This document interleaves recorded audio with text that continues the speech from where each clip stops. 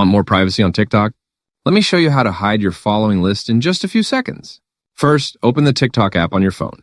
This works the same on both iPhone and Android, so no worries there. Once TikTok is open, tap on your profile icon in the bottom right corner. Now look to the top right and tap the 3 horizontal lines to open the menu. From this menu, select Settings and Privacy. This is where TikTok stores all your account and visibility controls. Next, tap on Privacy. Here, you'll see several options related to who can view your activity.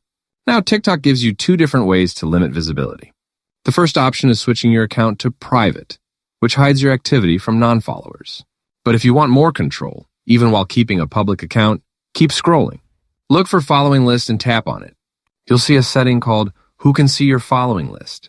By default, this is set to everyone. Tap it, then change the option to Only You. This immediately hides your following list from other users.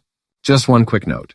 If you choose Only You, TikTok may still show mutual friends, but no one will see the rest of the accounts you follow. And that's it. Your following list is now private. If this helped you tighten up your TikTok privacy, drop a like, subscribe for more simple walkthroughs, and I'll see you in the next video.